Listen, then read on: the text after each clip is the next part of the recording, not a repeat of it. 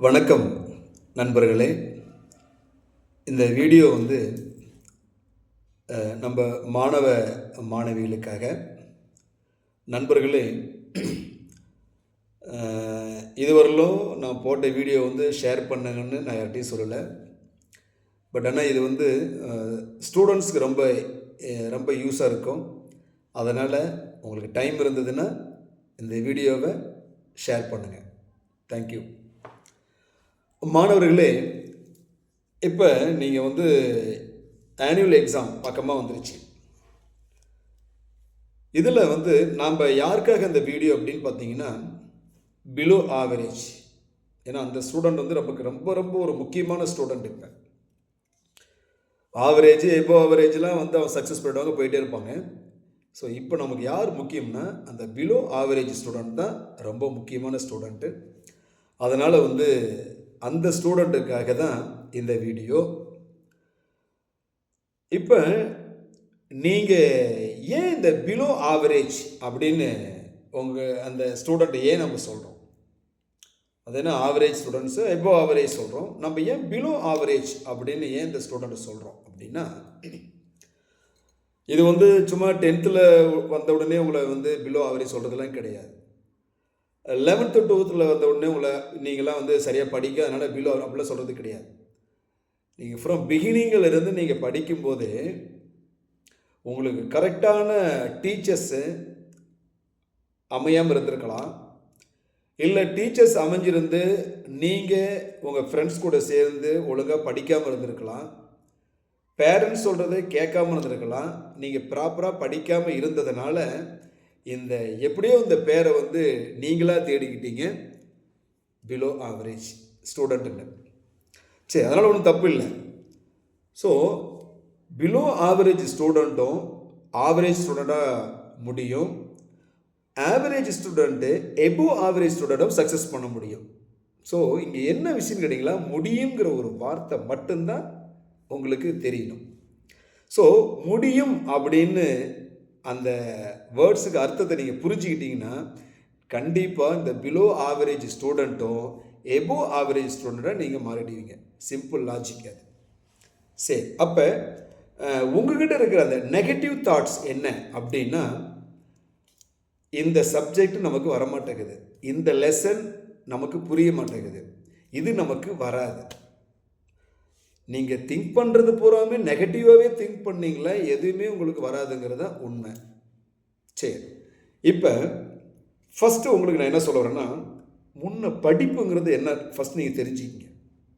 வாழ்க்கையில் நல்லா நீங்கள் படித்து வாழ்க்கையில் முன்னுக்கு வரணும். நல்லா படித்தா தான் முன்னுக்கு வர முடியும். நல்லா படித்து நல்ல ஒரு குட் ஸ்டூடெண்ட் நேம் எடுத்தால் தான் ஒரு உயர்ந்த இடத்துக்கு வர முடியும். அப்போ அந்த சப்ஜெக்ட் நாலேஜ் உங்களுக்கு நீங்கள் ஃபுல்லாக வளர்த்துக்கணும்னா சப்ஜெக்ட் நல்லா தரவாக படிக்கணும். அந்த சப்ஜெக்ட் நாலேஜில்ருந்து நீங்கள் உயர்ந்த பதவிக்கு வர முடியும். இது இன்னொன்று டக்குன்னு யோசிக்க தோணுது. ஏன்னா ஒரு சில ஸ்டூடெண்ட் என்கிட்டே சொல்கிறீங்களா, நான் பிஸ்னஸ் பண்ணுவோங்க சார். பிஸ்னஸ் பண்ணு, அந்த பிஸ்னஸ் பண்ணக்கூடிய அளவுக்கு அந்த பிஸ்னஸோட நாலேஜ் வேணும்னாலும் இங்கே நீங்கள் படிச்சிருக்கணும் ஃபஸ்ட்டு. சரிங்க சார், படித்தா உயர்ந்த வேலைக்கு போகலாம், பிஸ்னஸ் பண்ண சொல்கிறீங்க, நான் அரசியல்வாதியாக போகிறேன். நீ அரசியல்வாதியாக போனாலும் ஒழுக்கமான அரசியல்வாதியாக போகணுன்னா இந்த படிப்பு வேணும். அதுக்கு மேலே நீ தான் முடிவு பண்ணிக்கணும். ஸோ எனிவே நீங்கள் எதா ஆகணும் அப்படின்னு நினச்சாலும் ஃபஸ்ட்டு உங்கள் பேரண்ட்ஸ் சொல்கிறத முன்ன கேளுங்க. நீங்கள் வாழ்க்கையில் ஜெயிக்கிறதுக்கு இந்த உங்களால் முடியாதுன்னு நினச்சிங்களா எதுவுமே முடியாமல் போய்டும், முடியும்னு நினச்சிங்களா கண்டிப்பாக சாத்தியம்.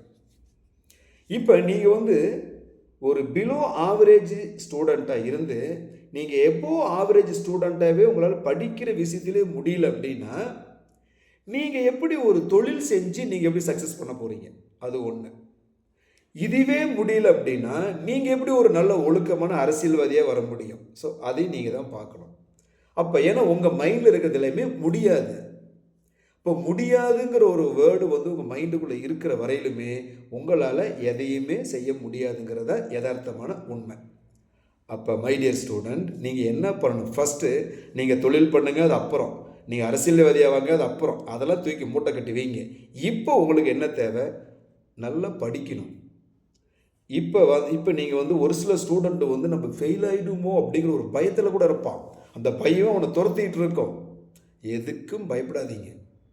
ஃபஸ்ட்டு ஒரு கொஸ்டின் பேட்டர்ன் எப்படி இருக்கும்னா 60% ஈஸியாக இருக்கும், 40% தான் டஃப்பாக இருக்கும். அது 40யும் டஃப்பாக இருக்காது, 20% ஆவரேஜாக இருக்கும், நெக்ஸ்ட் 20 தான் உங்களுக்கு வந்து கொஞ்சம் டஃப்பாக இருக்கும். ஸோ இதுதான் கொஸ்டின் பேட்டர்ன். இன்றைக்கெலாம் வந்து ஸ்டூடெண்ட் வந்து எல்லாருமே 90% பாஸ் பண்ணிடுறாங்க. நாங்கள் படிக்கிற காலத்தெல்லாம் பாஸ் பண்ணுறது ரொம்ப கஷ்டம். இன்றைக்கி இந்த 2000க்கு பின்னாடி நம்ம எஜுகேஷனல் சிஸ்டமே தலைகீழ மாறி இருக்குதுங்கிறது உண்மையான விஷயம். ஸோ அதனால் மாணவர்களே, முடியாது அப்படிங்கிறத வந்து நீங்கள் தூக்கி அது என்ன சொல்கிறது, அந்த முடியாதுங்கிற வார்த்தையை வந்து நீங்கள் அதுக்கு ஒரு முடிவு பண்ணிங்கன்னா மட்டும்தான் நீங்கள் முடியுங்கிற வார்த்தை எடுத்து நீங்கள் சக்ஸஸ் பண்ண முடியும். அதனால் உங்களால் முடியும். ஆனால் அது எப்படி நீங்கள் படித்தீங்களா, கண்டிப்பாக நீங்கள் வந்து எந்த ஒரு ஸ்டூடெண்ட் ஃபெயில் ஆக தேவையில்லை. எபோவ் 50% மார்க் ஸ்கோர் பண்ணி போகலாம் அப்படிங்கிறதுக்காக தான் இந்த இவ்வளோ விஷயங்களும் நான் உங்களுக்கு ஷேர் பண்ணுறேன். ஃபஸ்ட்டு எந்த லெசனாக இருந்தாலும் சரி, நீங்கள் இந்த 1 இயராக படிச்சிருப்பீங்க. ஃபஸ்ட்டு ஒரு மிட் டேர்ம் வச்சுருப்பாங்க, அப்புறம் குவார்ட்டர்லி, அடுத்து ஒரு மிட் டேர்ம், அடுத்து ஆஃப் இயர்லி, இப்போ ரிவிஷன் டெஸ்ட்டு போயிட்டுருக்கோம். சரி, ஃபஸ்ட்டு நீங்கள் டெஸ்ட் எழுதுகிற பேப்பரை பூரா எந்தெந்த சப்ஜெக்டில் எந்தெந்த கொஸ்டினில் மிஸ்டேக் வந்துட்டு ஒவ்வொரு சப்ஜெக்ட் வைஸாக முன்னே எடுங்க. கண்டிப்பாக இப்போ உங்களை பொறுத்தல ஒரு 10 லெசன் இருக்குதுன்னா நீங்கள் கண்டிப்பாக 10 லெசன் படிச்சிருக்க மாட்டீங்க, விட்டுருங்க, தப்பு இல்லை. ஒரு 4 லெசனாவது ப்ராப்பராக படிங்க. ஃபஸ்ட்டு அந்த 4 லெசன் ஈஸியானதாக இருக்கும் உங்களுக்கு. ஏன்னா நீங்கள் திரும்ப திரும்ப அதை தான் படிக்க போகிறீங்க. அப்போ அந்த 4 லெசனை தரவாக படிங்க. படிச்சுட்டு அதில் ஏதாவது டவுட் இருந்தால் உங்கள் சப்ஜெக்ட் டீச்சர்ஸை கன்சல்ட் பண்ணுங்கள் முன்னே. ஏன்னா இந்த டைம் வந்து நீங்கள் அந்த டீச்சர்ஸ் வந்து கரெக்டாக நீங்கள் கேட்ச் பண்ணி அவங்ககிட்ட நீங்கள் உங்கள் சந்தேகத்தை கூட நீங்கள் கிளியர் பண்ணிக்கணும். இப்போ ரைட். அப்போ பாருங்கள், ஒரு 10 லெசன் இருக்குன்னா நீங்கள் படிக்கிறது 4 லெசன் தான் நீங்கள் படிக்கிறீங்க. அதை ப்ராப்பராக படிங்க, தரவாக படிங்க, புரிஞ்சுக்கிட்டு படிங்க. ஃபஸ்ட்டு கொஸ்டின், அதே மாதிரி எக்ஸாம் டைமில் கொஸ்டின் இப்போவே நீங்கள் ப்ரிப்பேர் பண்ணும்போது கொஸ்டினை படிக்கணும். நீங்கள் இப்போ நீங்கள் ப்ரிப்பேர் பண்ணும்போது கொஸ்டின் என்ன இருக்குது, அதோட ஆன்சர் என்ன இருக்குது, கொஸ்டினுக்கு இந்த ஆன்சர் என்ன சம்மந்தம் இருக்குது அப்படிங்கிறது நீங்கள் புரிஞ்சுக்கிட்டு படிச்சிங்கன்னா கண்டிப்பாக யூ வில் கெட் 50% மார்க். இதுதான் உண்மை. ஸோ 50%னா நான் 100க்கு சொல்கிறேன், 100க்கு நீங்கள் 50 மார்க் வாங்கிடலாம், அந்த கான்செப்டில் சொல்கிறேன் நான். ஸோ அதனால் நீங்கள் புரியாமல் என்ன பண்ணுறீங்கன்னா கொஸ்டினை படிக்கிறதே கிடையாது, வெறும் ஆன்சரை மட்டும் படிக்க. அவ்வளவு சோம்பேறித்தனம், வெறும் ஆன்சரை மட்டும் படிக்கிறது. அங்கே என்ன கொஸ்டின் கேட்டிருக்கிறாங்க, ஒரு கொஸ்டினுக்கு இருக்கிற ஆன்சரை இன்னொரு கொஸ்டின் போய் எழுதுறது. இந்த மாதிரி ரொம்ப கொடுமையாக நீங்கள் எக்ஸாம் எழுதுறதுனால தான் உங்களுக்கு அந்த மார்க் வந்து ரொம்ப நெகட்டிவில் போகுது, மார்க் குறைஞ்சிருது. ஸோ அதனால் நீங்கள் வந்து செலக்ட் பண்ணுங்கள், உங்களுக்கு ஈஸியான சப்ஜெக்டை செலக்ட் பண்ணுங்கள், அதை தரவாக படிங்க. அதில் புரியலன்னா உங்கள் டீச்சர்ஸை கன்சல்ட் பண்ணுங்கள், நல்லா எழுதி பாருங்கள். ஸ்பெல்லிங் மிஸ்டேக் வராத அளவுக்கு எழுதி, எந்த சப்ஜெக்டாக இருந்தாலும் ஸ்பெல்லிங் மிஸ்டேக் வராத அளவுக்கு நீங்கள் எழுதி பாருங்கள், நீங்களாக கரெக்ஷன் பண்ணுங்கள். ஃபஸ்ட்டு வந்து அந்த 4 லெசன் தரவு பண்ணுங்கள். உங்களுக்காக 4 லெசன் நம்ம தரவாயிட்டோம் அப்படிங்கும்போது உங்களுக்கு ஒரு தைரியம் கிடைக்கும். கண்டிப்பாக நாம் பாஸ் ஆகிடுவோம் அப்படிங்கிற ஒரு தைரியம் கிடைச்சிடும். அதுக்கு அடுத்தது ஒரு 5th லெசன் செலக்ட் பண்ணுங்கள். அதாவது 10 லெசனில் 4 லெசன் தரவு பண்ணினதுக்கு பின்னாடி ஒரு லெசன் ரிமைனிங்கிற 6 லெசனில் அதுலேருந்து ஈஸியோ அதை செலக்ட் பண்ணுங்கள். அப்படி செலக்ட் பண்ணிட்டு அதை தரவு பண்ணுங்கள். உங்களால் எவ்வளவு முடியுமோ அவ்வளவு தரவு பண்ணுங்கள்.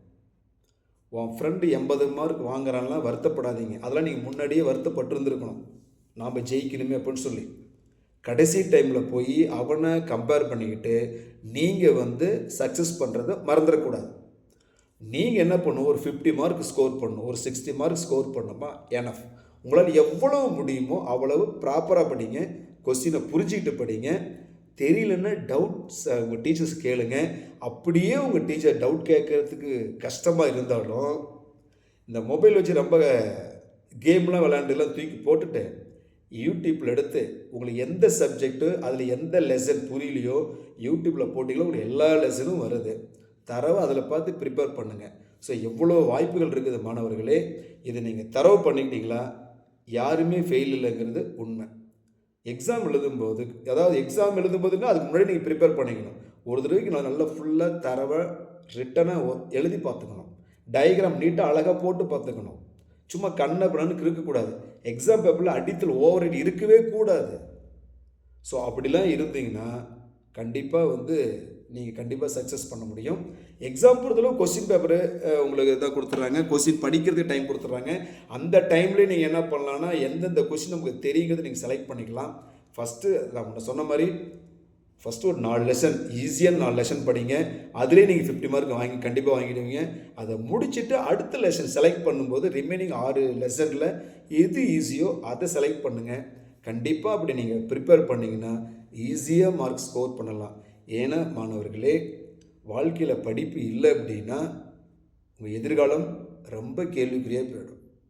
நான் அதுக்கு தான் மீண்டும் மீண்டும் சொல்கிறேன், உங்கள் பேரண்ட்டை கேட்டு பாருங்கள். அவங்க சொல்லுவாங்க, நான் ஒழுங்காக படிக்காதனால தான் இன்றைக்கி கஷ்டப்படுறேன்னு உங்கள் பேரண்ட்ஸ் சொல்கிறத நீங்கள் கேட்பீங்க. ஸோ அப்படின்னு என்ன அர்த்தம்? நீங்கள் கஷ்டப்படக்கூடாதுங்கிறது அர்த்தம். ஸோ அதனால் வாழ்க்கையில் படிப்புங்கிறது ரொம்ப ரொம்ப ரொம்ப ரொம்ப முக்கியமானது. ஸோ அதை புரிஞ்சுக்கிட்டு படிங்க, தெளிவாக படிங்க, நல்ல மார்க் ஸ்கோர் பண்ணுங்கள். தேங்க்யூ. கண்டிப்பாக நான் சொல்கிற மாதிரி நீங்கள் படிச்சிங்கன்னா உறுதியாக யாருமே ஃபெயில் ஆகிறதுக்கு சான்ஸே கிடையாது. அப்புறம் இன்னொரு விஷயம் மறந்துட்டேன். இந்த பிலோ ஆவரேஜ் ஸ்டூடெண்ட்டுக்கு மேக்ஸ் அப்படின்னாவே ஐயோ உதறவனுங்களுக்கு. மேக்ஸ் மாதிரி ஒரு ஈஸியான சப்ஜெக்டு எந்த சப்ஜெக்டு இல்லைங்கிறத நீங்கள் ஃபஸ்ட்டு புரிஞ்சிக்கணும். ரொம்ப ரொம்ப ரொம்ப ஈஸியான சப்ஜெக்டு. அது எப்படி சார் எங்களுக்கு அப்படி இப்படின்னு நீங்கள் ஏதாவது கதை விட ஆரம்பிச்சிங்களாலும் அப்படிலாம் இல்லை. மற்ற சப்ஜெக்ட் என்ன சொன்னால் அதே தான் மேக்ஸுக்கும். எல்லாமே வராமல் இருக்காது. நீங்கள் கொஞ்சம் முயற்சி எடுக்கணும், அவ்வளோதான். ஃபார்முலாஸ் படிக்கணும். மேக்ஸில் எத்தனை சாப்டர்ஸ் இருந்தாலும் அதில் உங்களுக்கு எந்தெந்த சாப்டர் ஈஸின்னு அதை செலக்ட் பண்ணுங்கள், ஒர்க் அவுட் பண்ணுங்கள். நீங்கள் மேக்ஸ்லேயும் ஒரு சில ஸ்டூடெண்ட் என்ன பண்ணுறான், கொஸ்டினை ரீட் பண்ணுறதே கிடையாது. ஃபார் எக்ஸாம்பிளுக்கு என்ன சொல்கிறது, இப்போ மேட்ரிக்ஸை ப்ரிப்பேர் பண்ணுவான். எங்கள் குரூப்லேயும் பார்த்தியா டிஸ்கிரிட் மேத்தமெட்டிக்ஸில் குரூப் இருக்கும். ரெண்டையும் கம்பேர் பண்ணி அதில் கன்ஃபியூஸ் பண்ணிக்குவான். இந்த மாதிரி எத்தனையோ இருக்குது. இன்டெக்ரல்லையும் ப்ராபபிலிட்டியும் இங்கே மிஸ்மேட்ச் பண்ணிக்கிறது. இந்த மாதிரி ஒவ்வொன்றுக்கும் ஏகப்பட்டது இருக்குது. இப்போ அன்டிகல் ஜியோமெட்ரியில் பேரபோலா, எலிப்ஸ், ஹைப்பர் போலா, அதில் டயக்ராம் ப்ராப்பராக போடுறதில்ல. அதில் இப்போ பேரபோலான்னா வெர்டெக்ஸு, எலிப்ஸ்னா மேஜர் ஆக்சிஸு, ஹைப்பர் போலா ட்ரான்ஸ்ஃபர் ஆக்சிஸ், இதிலெல்லாம் கன்ஃபியூஸ் பண்ணிக்குவோம். ஸோ இது மாதிரி ஏகப்பட்ட இதில் அது தெளிவு இல்லாமல், பட் அதெல்லாம் ரொம்ப ஈஸியானது. அதே மாதிரி பார்த்தீங்களா, இப்போ வெக்டர்லாம் பார்த்தீங்களா, அந்த ஈக்குவேஷன் ஆஃப் பிளேன் அதில் பார்த்தீங்கன்னா passing through 1 point 2 parallel, 2 point 1 parallel, passing through 3 point. So இதே சொல்லணும், இதெல்லாம் ரொம்ப ஈஸியானது. இது மாதிரி ஒவ்வொரு சப்ஜெக்ட்லேயுமே அந்த மாதிரி ஈஸியானது நீங்கள் ப்ரிப்பேர் பண்ணிங்களாவே அழகாக நீங்கள் மார்க் ஸ்கோர் பண்ணிட்டு போயிட்டே இருக்கலாம். ஸோ அதனால் ஃபஸ்ட்டு உங்களுக்கு நமக்கு வராதுங்கிறது அந்த நெகட்டிவ் தாட் உங்கள் மைண்டில் இருக்கிறதுனால வரணும் அப்படின்னு நினைக்கிறது கூட உங்களுக்கு வராமல் போயிடுங்கிறது தான் யதார்த்தமான விஷயமா இருக்குது.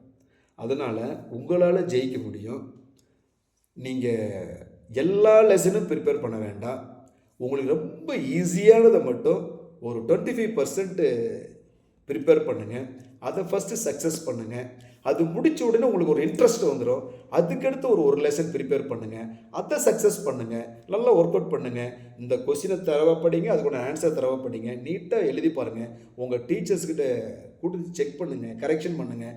நீங்களாக உங்களுக்கு கரெக்ஷன் பண்ணுங்கள். உங்களுக்கு ஒரு இன்ட்ரெஸ்ட் தானாக வந்துடும். ஈஸியாக சக்ஸஸ் பண்ணிடலாம். இவ்வளோதான், எப்படி வராமல் போயிடும். ஸோ படிக்கிற காலத்தில் கரெக்டாக படிக்காமல் மிஸ் பண்ணிட்டீங்கன்னா எதிர்காலத்தில் இதை நினச்சி நீங்கள் வருத்தப்படுவீங்க. அதனால் மாணவர்களே, உங்களால் முடியும். Hard work never fails. Thank you.